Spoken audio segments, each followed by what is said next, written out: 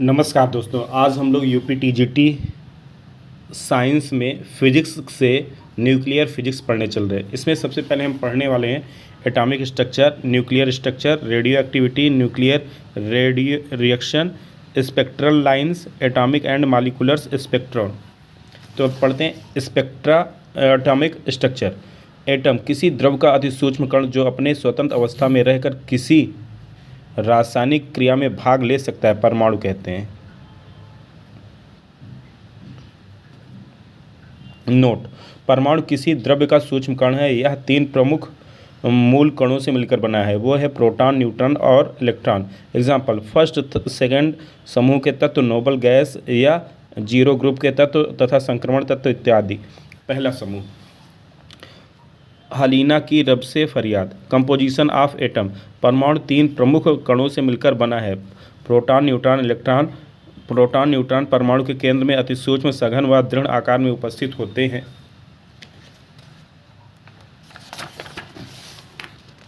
जिसे नाभिक कहते हैं। जब इलेक्ट्रॉन नाभिक के बाहर विभिन्न कक्षकों में उपस्थित रहते हैं तो एटम, ये न्यूक्लियस है, ये ऑर्बिट है बाहर। तो size, density and volume of atom. Bohr atomic model. Bohr के अनुसार इलेक्ट्रॉन स्थायी कक्षकों में परिक्रमण करते समय ऊर्जा का अवशोषण तथा उत्सर्जन नहीं करते। इलेक्ट्रॉन उन्हीं कक्षकों में परिक्रमण करता है जिनके लिए कोणीय संवेग का मान नियत होता है तथा नियत मान NH/2π के बराबर होता है। J बराबर NH/2π, J बराबर R क्रॉस P, J बराबर R cross MV, R MV equal to NH/2π। R क्या है? रेडियस ऑफ एटम है। रेडियस ऑफ एटम R बराबर NH/2π MV। किसी परमाणु में इलेक्ट्रॉन निम्न कक्षक से उच्च कक्षक में जंप करते समय वह बाहर से दी गई ऊर्जा का अवशोषण करता है, परंतु स्वतः मूल कक्षक में वापस लौटते समय अतिरिक्त ऊर्जा का उत्सर्जन करता है। ऊर्जा का अवशोषण तथा उत्सर्जन hν के पूर्ण गुणज के रूप में होती है। डेल E बराबर EF माइनस EI बराबर Nhν। किसी परमाणु में उपस्थित इलेक्ट्रॉन की कक्षीय चाल। किसी स्थायी कक्षक में परिक्रमण करते समय प्रत्येक इलेक्ट्रॉन नाभिकीय आकर्षण बल का अनुभव करते हैं। कूलाम के नियम के अनुसार नाभिक तथा इलेक्ट्रॉन के मध्य आकर्षण बल Fe बराबर 1/4πε0 ZE इंटू XE/r²। अस्थायी कक्षक में परिक्रमण करते समय अभिकेंद्र बल Fe बराबर EmV²/r। Fe बराबर Fc बराबर 1/4πε0 ZE into E/r², MV²/r। R बराबर ZE²/4πε0 MV²। R बराबर ZE²/4πε0 M, N²H²/4π² M²R²। R बराबर ZE² MR²π/N²H²/0। R बराबर ε0 H²/π ME²H²/Z। R equal to ε0 H²/π ME², तो N²/2। R equal to 0.529 N²/Z angstrom. N क्या है? कक्षकों की संख्या है। तो Z क्या है? परमाणु क्रमांक है। परमाणु का आकार according to liquid drop model spherical. A equal to 4πr², V equal to 4/3πr³। Volume density equal to M/V। परमाणु का द्रव्यमान, प्रोटॉन, इलेक्ट्रॉन, न्यूट्रॉन के कुल द्रव्यमान। परमाणु कक्षक से इलेक्ट्रॉन की चाल R बराबर NH/2π MV। तो ये V की वैल्यू क्या आ जाएगी? V equal to NH/2π M into pi ME² Z/ε0 H² N²। तो VH equal to C/137 G Z/nth metre पर सेकंड। किसी परमाणु कक्षक में इलेक्ट्रॉन की गतिज ऊर्जा EK equal to half MV²। EK equal to half ME⁴ 4πε0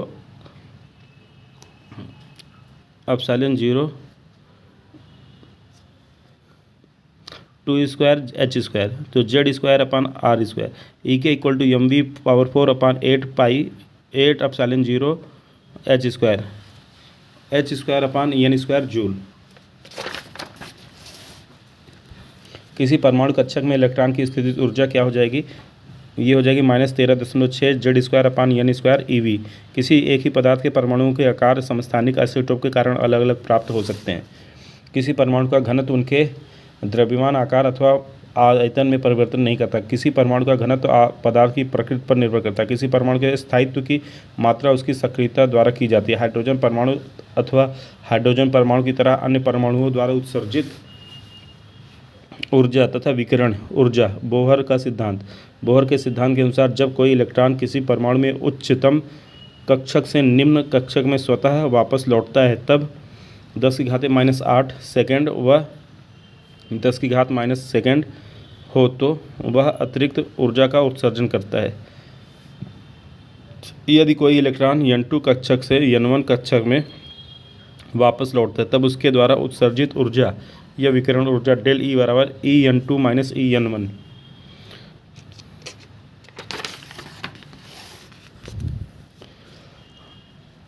R बराबर me⁴/8 एप्सिलॉन 0 h²। किसी परमाणु कक्षक का कुल ऊर्जा ENF = -HRC/Z²/n²। रिडबर्ग नियतांक 1.097 × 10⁻⁻7 मीटर होता है। क्वेश्चन है, हाइड्रोजन परमाणु से एक इलेक्ट्रॉन को उसके मूल कक्षक से पूर्ण रूप से बाहर निकालने के लिए अर्थात आयनित करने के लिए न्यूनतम ऊर्जा तरंगदैर्घ्य कितना होगा? E = 13.6 इलेक्ट्रॉन वोल्ट होगी। दृश्य प्रकाश 4000 एंगस्ट्रॉम, नाभ की दूरी 2 से 3 के बीच में होगी। किसी परमाणु के स्थायित्व की माप उसकी सक्रियता के आधार पर की जाती है। सक्रियता की माप विघटन प्रति सेकंड के आधार पर की जाती है तथा सक्रियता के लिए अन्य मात्रक क्यूरी, रदरफोर्ड तथा बेक्रेल का प्रयोग किया जाता है। किसी परमाणु के स्थायित्व की माप परमाणु नाभिक के स्थायित्व के आधार पर की जाती है। N/P = 1। स्थायित्व के लिए N/P का अनुपात 1 के बराबर मानते हैं। परमाणु नाभिक किसी परमाणु के केंद्र का अति सूक्ष्म, सघन एवं दृढ़ भाग जिसमें परमाणु का लगभग समस्त द्रव्यमान निहित रहता है परमाणु नाभिक कहते हैं। Composition of nucleus. नाभिक का मूल संगठन। किसी तत्व के परमाणु के नाभिक का निर्माण स्थायी एवं अस्थायी मूल कणों से मिलकर बना होता है जिसमें प्रमुख 2 स्थायी मूल कण प्रोटॉन न्यूट्रॉन होते हैं। रदरफोर्ड का ये एक्सपेरिमेंट है एटॉमिक रेडियस का। तो रदरफोर्ड के अल्फा कणों को प्रकीर्णन के रूप में स्वर्णपत्र की मोटाई 10⁻⁷ की बमबारी करने पर अधिकांश अल्फा कण बिना अपने पथ से विचलित हुए पार कर जाते हैं, परंतु वह कुछ अल्फा कण नाभिक के अति निकट से होकर जाते समय अपने पथ से विचलित हो जाते हैं। इस प्रकार अल्फा कणों के नाभिक द्वारा विचलन की क्रिया अल्फा कणों का प्रकीर्णन कहलाती है। लगभग 20,000 अल्फा कणों में से एक अल्फा कण नाभिक के पृष्ठ सतह से टकराकर अथवा प्रतिकर्षण द्वारा पुनः उसी पथ पर वापस लौटता है।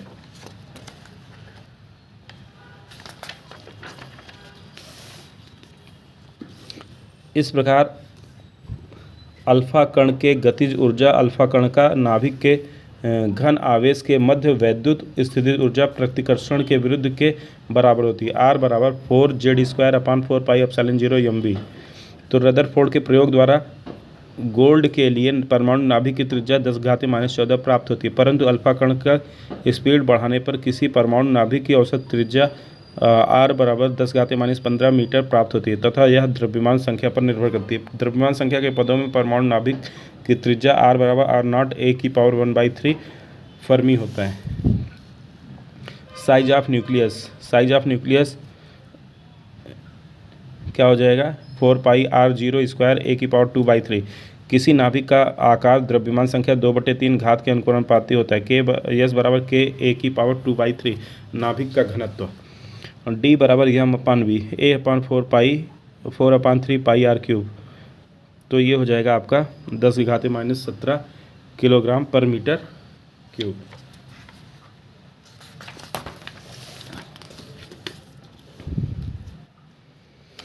बोसान एंड आइंस्टाइन के अनुसार यदि किसी परमाणु नाभिक में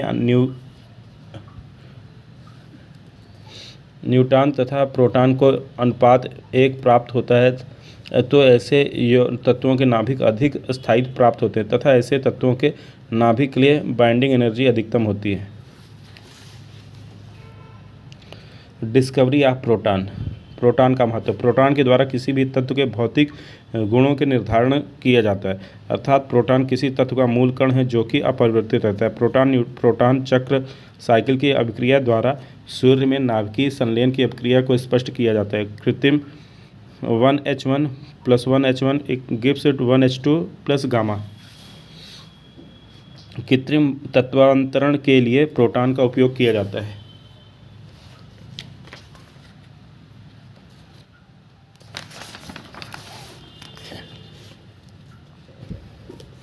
लिथियम पर प्रोटॉन की बमबारी अति उच्च ताप पर की जाती है तो यह हीलियम नाभिक में विघटित हो जाता है। Discovery of neutron. चैडविक के अनुसार बेरिलियम पर स्वर्ण की बमबारी करने पर न्यूट्रॉन की उत्पत्ति होती है। बेरिलियम He ये बना रहा है तो विखंडन संभव होता है।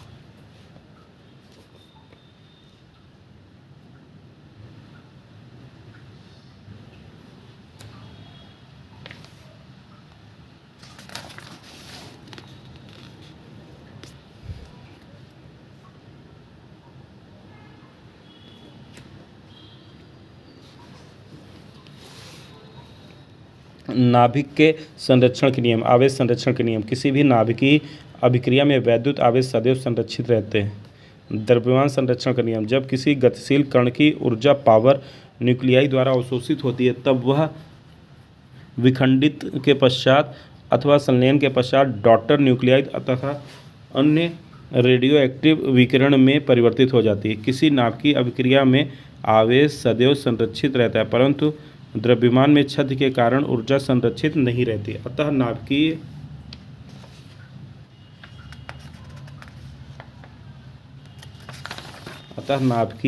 अभिक्रियाओं को संतुलित करने के लिए मुक्त होने वाली ऊर्जा को अभिक्रिया के साथ जोड़ दिया जाता है। संवेग संरक्षण के नियम। नाभिकीय अभिक्रियाओं में संवेग को संरक्षित करने के लिए अन्य स्थायी अथवा अस्थायी मूल कणों को जोड़ा जाता है जिसके लिए उत्सर्जन से आवेश अथवा द्रव्यमान संख्या पर कोई प्रभाव नहीं पड़ता। नाभिकीय बल। नाभिकीय कणों के मध्य प्रोटॉन न्यूट्रॉन लगने वाला प्रबल आकर्षण बल नाभिकीय बल कहलाता है। नाभिकीय बल स्वतः समायोजित बल है। युकावा के अनुसार सिद्धांत के अनुसार नाभिक के अंतर्गत प्रोटॉन तथा न्यूट्रॉन स्पिन चक्रण करते रहते हैं। जिस प्रकार के इलेक्ट्रॉन नाभिक के बाहर विभिन्न कक्षकों में चक्रण करते हैं, नाभिक के अंतर्गत प्रोटॉन 2 न्यूट्रॉन अथवा प्रोटॉन न्यूट्रॉन 1 को केंद्र बिंदु किसी मानकर दूसरे के सापेक्ष अन्य बिंदु चक्रण करता है। युकावा के सिद्धांत के अनुसार मेसनों की उपस्थिति में यह होता है। नाभिक के बाहर अथवा फर्मी दूरी के बाहर नाभिकीय आकर्षण बल दुर्बल होता है तथा इसका परिमाण वैद्युत प्रतिकर्षण अथवा आकर्षण बल से भी कम होता है। ऐसे नाभिकीय आकर्षण बल को दुर्बल नाभिकीय आकर्षण बल कहते हैं।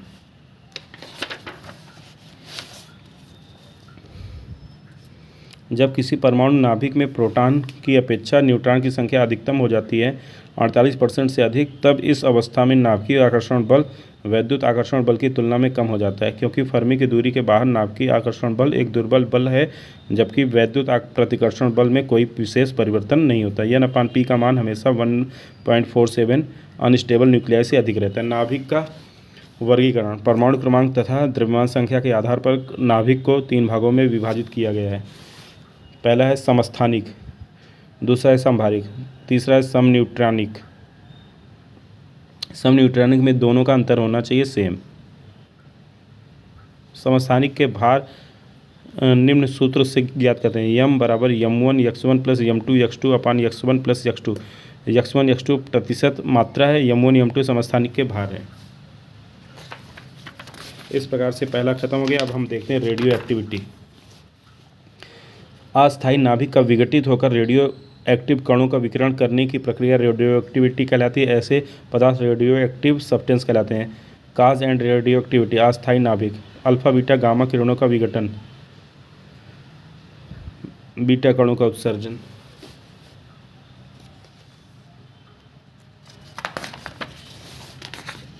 रेडियो एक्टिव विघटन की दर। किसी रेडियो एक्टिव विघटन की पदार्थ के विघटन की दर किसी समय में उसकी अवशेष मात्रा के अनुक्रमानुपाती होती है।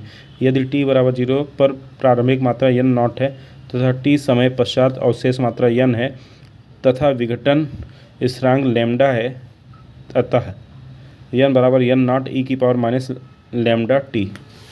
हाफ लाइफ अर्ध आयु, किसी रेडियो एक्टिव तत्व के किसी नमूने क्वांटिटी का आधा भाग अविघटित रहने पर प्रयुक्त समय उस तत्व की अर्धायु कहलाती है। n बराबर n नॉट ई की power minus lambda T half बराबर 0.6931 अपॉन टी हाफ या लैम्डा या के। मीन लाइफ औसत लाइफ, तो इसको टाउ से रिप्रेजेंट करते हैं। Tau equal to 1 upon lambda. किसी रेडियो एक्टिव तत्व में उपस्थित परमाणु नाभिक के विघटन का कुल समय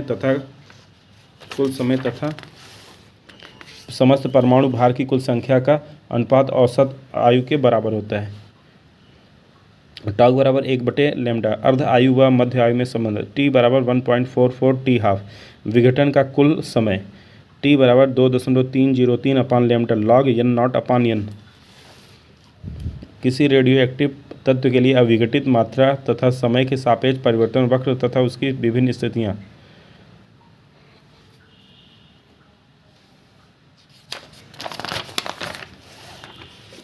विघटन का कुल समय क्या हो जाएगा? टी बराबर n गुणे टी हाफ। n बराबर n नॉट अपॉन 1/2 की पावर n, तो r बराबर लैम्डा n। अब इसके ऊपर प्रश्न है, n नॉट दिया 16 ग्राम प्रारंभिक अवस्था और I हमको निकालना है n बराबर n हाफ अपॉन 16, तो n अपॉन n नॉट बराबर 1/2 की घात n। तो इसको सॉल्व कर लिया तो t का मान आ गया 8। रेडियो एक्टिव तत्वों की सक्रियता, किसी रेडियो एक्टिव पदार्थ के प्रति एकांक समय में विघटित परमाणु नाभिक की संख्या उस पदार्थ की सक्रियता कहलाती है। Minus dn upon dt proportional m। विशिष्ट सक्रियता, किसी रेडियो एक्टिव पदार्थ के 1 मोल अथवा 1 ग्राम परमाणु की प्रति एकांक समय में विघटन की सक्रियता की माप विशिष्ट सक्रियता कहलाती है। Unit radio active SI unit विघटन प्रति सेकंड है। अन्य मात्रक रदरफोर्ड, बैकुरल, क्यूरी आदि है। एक क्यूरी बराबर 3.7 गुणे 10 डिस्क पर सेकंड है। एक रेडियन क्या हो जाएगा? 10⁶ डिस्क पर सेकंड है। टी हाफ बराबर 12 ईयर, तो टाउ बराबर क्या हो जाएगा? 1.44 गुणे 12 17.28। एक रेडियो तत्व अपने किसी नमूने का प्रथम अर्ध आयु में विघटित होने के पश्चात 4 ग्राम रह जाता है। ज्ञात कीजिए वह कितने अर्धायु के पश्चात 1 ग्राम रह जाएगा। ये हो जाएगा 8 ग्राम के बाद। Bohr radius of hydrogen atom is कितना है? कार्बन डेटिंग के साथ टी बराबर टाउ लॉग ई अपॉन RO अपॉन R। वायुमंडल में रेडियो एक्टिव कार्बन तथा स्थायी कार्बन दोनों उपस्थित रहते हैं, जिसके अनुपात निम्नलिखित हैं। 10⁻12:1। वायुमंडल में रेडियो एक्टिव कार्बन की उत्पत्ति। टी बराबर टाउ लॉग ई RO अपॉन R। किसी रेडियो एक्टिव तत्व का यक्ष से वायु में विघटन होता है तथा इस क्रिया में एक अल्फा तथा एक बीटा कण उत्सर्जित होता है। यदि अल्फा व बीटा के लिए विघटन स्थिरांक तथा औसत आयु ज्ञात है तो रेडियो एक्टिव तत्व के विघटन के लिए विघटन स्थिरांक तथा औसत आयु ज्ञात करो। रेडियो एक्टिव तत्व के विघटन स्थिरांक लैम्डा बराबर lambda alpha plus lambda beta. 1 upon tau बराबर 1 upon tau alpha plus 1 upon tau beta. Tau बराबर tau alpha tau beta upon tau beta plus tau alpha. Radioactive विघटन में प्रोटॉन का उत्सर्जन नहीं होता। रेडियो विघटन में स्वतः उत्सर्जन नहीं होता है। अब ये न्यूक्लियस एनर्जी इसी में पढ़ेंगे हम। Atomic mass unit, nuclear reaction, elementary particle, atomic mass of unit AMU। ये क्या हो जाएगा आपका? एक AMU बराबर 1.667 गुणे 10⁻27 kilogram.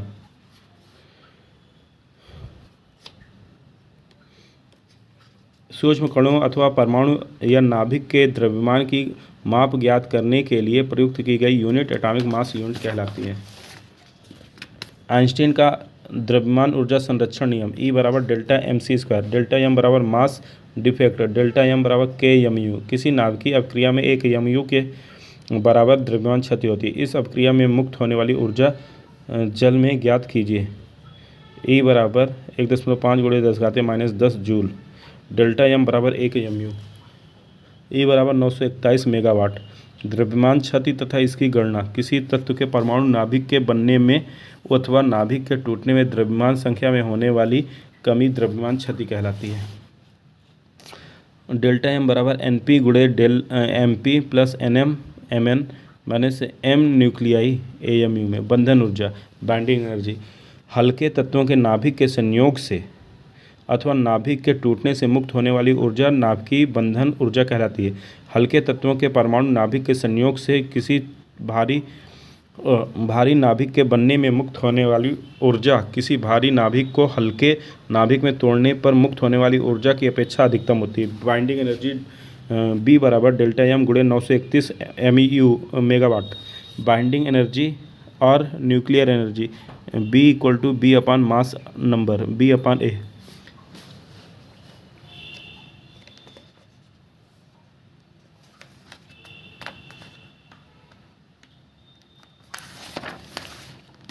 Nuclear reaction fission reaction fission इसमें ये सारी चीज़ें हम पढ़ने वाले हैं।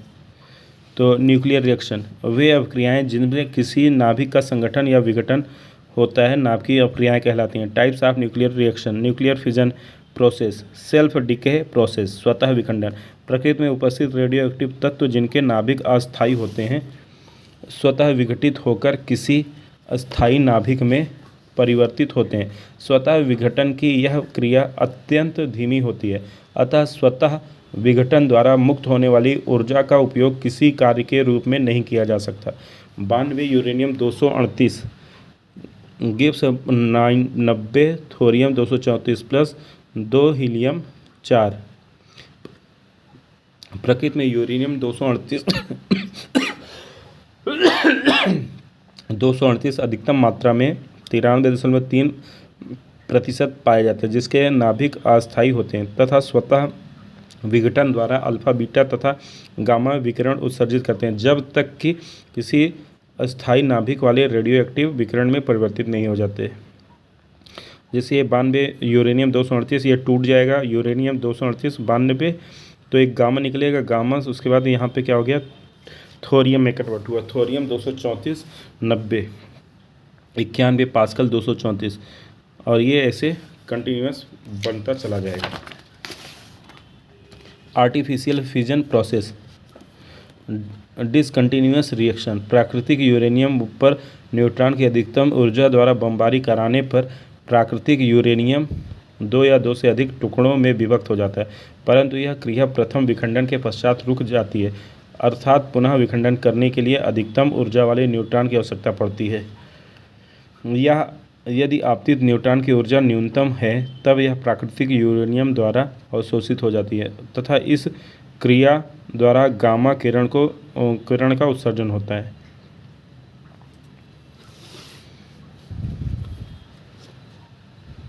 क्रिटिकल मास साइज विखंडनीय पदार्थ का वह न्यूनतम आकार जिस पर विखंडन की श्रृंखला अभिक्रिया प्राप्त होती है क्रांतिक आकार कहते हैं। क्रांतिक आकार पर विखंडनीय पदार्थ का द्रव्यमान क्रांतिक द्रव्यमान कहलाता है। यूरेनियम का क्रांतिक द्रव्यमान 235 जो विखंडन की श्रृंखला अभिक्रिया के लिए आवश्यक होता है 14.2 किलोग्राम के बराबर होता है। कंटिन्यूअस चेन रिएक्शन के लिए सतत नियंत्रित श्रृंखला अभिक्रिया R बराबर 1/K continuous and uncontrolled chain reaction R greater than 1/K R is less than 1/K discontinuous के लिए। न्यूक्लियर रिएक्शन यह सतत श्रृंखला अभिक्रिया का एक उदाहरण है।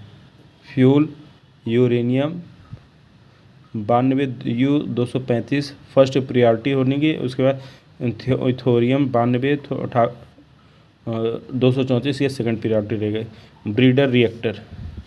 ब्रीडर रिएक्शन में अभिक्रिया प्रारंभ करने के लिए न्यूट्रॉन की आवश्यकता 0.04 इलेक्ट्रॉन वोल्ट की आवश्यकता होती है। मॉडरेटर मंदक भारी जल ग्रेफाइट और बेरिलियम भारी जल मंदक के लिए अधिक प्रयोग में लाया जाता है क्योंकि भारी जल के नाभिक का द्रव्यमान न्यूट्रॉन के द्रव्यमान के लगभग बराबर होता है अतः न्यूट्रॉन को आसानी से मंदित कर देता है परंतु इस क्रिया में न्यूट्रॉन की पूर्णता अवशोषित कर लेता है अतः ये सभी पूर्णता बेस्ट नहीं होते liquified helium is better but it is not possible due to low temperature -268। अच्छे मंदक के लिए पदार्थ का परमाणु द्रव्यमान कम न्यूट्रॉन अवशोषित करने की प्रवृत्ति कम होनी चाहिए तथा उसका द्रव्यमान न्यूट्रॉन के द्रव्यमान के लगभग बराबर होना चाहिए। Controller cadmium rod, boron BHF, coolant शीतलक He मरकरी और CO2, H2O plus cold air CO2। Coolant पदार्थ की चालकता अधिक होनी चाहिए, विशिष्ट ऊष्मा अधिक होनी चाहिए। विशिष्ट ऊष्मा क्या होनी चाहिए? अधिक होनी चाहिए। शील्डिंग इफेक्ट, नाभिकीय अपक्रियाओं में हानिकारक विकिरण उत्पन्न होता है। अल्फा बीटा गामा इन्हें रोकने के लिए प्रबल कंक्रीट की मोटी दीवार सुरक्षा के लिए प्रयोग में लाई जाती है। नाभिकीय अपक्रिया को पूर्ण रूप से बंद करने के लिए स्वतः समायोजित बोरान की छड़ प्रयोग में लाई जाती है। नाभिकीय रिएक्टर में फ्यूल यूरेनियम की छड़ें स्टील ड्रम एल्युमिनियम में रखकर इसे ग्रेफाइट की ईंटों द्वारा पैक किया जाता है। अनियंत्रित श्रृंखला का उदाहरण एटम बम। परमाणु बम का निर्माण करते समय किसी विखंडनी पदार्थ के दो अलग अलग टुकड़े को, जिनके द्रव्यमान क्रांतिक द्रव्यमान से कम है, सघन वायुमंडल के अंतर्गत एक दूसरे से कुछ दूरी पर रखा जाता है तथा इन्हें स्वचालित स्प्रिंग द्वारा जोड़ा जाता है। नाभिकीय विखंडन की अपक्रिया आरंभ करने के लिए एक न्यूट्रॉन की न्यूनतम ऊर्जा 0.02 को प्रेषित किया जाता है। नाभिकीय संलयन की अपक्रिया हल्के तत्वों के परमाणु नाभिक के संयोग से किसी भारी नाभिक के बनने की क्रिया नाभिकीय संलयन कहलाती है। इस क्रिया में नाभिकीय विखंडन की तुलना में अधिक ऊष्मा मुक्त होती है। द्रव्यमान क्षति 0.1% होती है, फ्यूजन हो जाता है, और द्रव्यमान क्षति 0.7% हो गया तो फ्यूजन हो गया। Artificial fusion process, hydrogen bomb. Hydrogen bomb का निर्माण करते समय पहले नाभिकीय विखंडन की अपक्रिया कराई जाती है, जिससे उच्चतम ताप व दाब उत्पन्न हो जाता है। उच्च ताप और दाब पर लिथियम हाइड्राइड से उत्पन्न हाइड्रोजन परमाणु के नाभिक संलयित हो जाते हैं, जिससे अत्यधिक ऊर्जा उत्पन्न होती है। अल्फा कण उत्पन्न होते हैं। हाइड्रोजन बम अनियंत्रित श्रृंखला अभिक्रिया का उदाहरण है। Natural fusion process PP cycle. इसको जब पूरा हम सॉल्व कर लेते हैं तो क्या बन जाएगा? अब क्वेश्चन आ गए, यहाँ पे देखते हैं। 1 ग्राम पदार्थ से तुल्य ऊर्जा कितनी प्राप्त होती है? तो E बराबर mc²। 1 ग्राम बराबर 1/1000। पूरा सॉल्व कर देंगे। E बराबर 9 × 16 जूल, तो 931.5 मेगावाट बराबर 1 mu। रेडियो एक्टिव विघटन क्रिया में कैप्चर रिएक्शन नहीं होता है। नाभिक में न्यूक्लियस द्रव्यमान संख्या बढ़ने पर बंधन ऊर्जा पहले बढ़ती है फिर घटती है। कैप्चर संयुक्त होकर नया नाभिक बनाना। रेडियो एक्टिव पदार्थ का द्रव्यमान 24 आवर में 75% की कमी हो जाती है। पदार्थ की अर्ध आयु ज्ञात कीजिए। कितना हो जाएगा अर्ध आयु? 24/2 मतलब 12 हो जाएगा। कितना हो जाएगा? 12 हो जाएगा।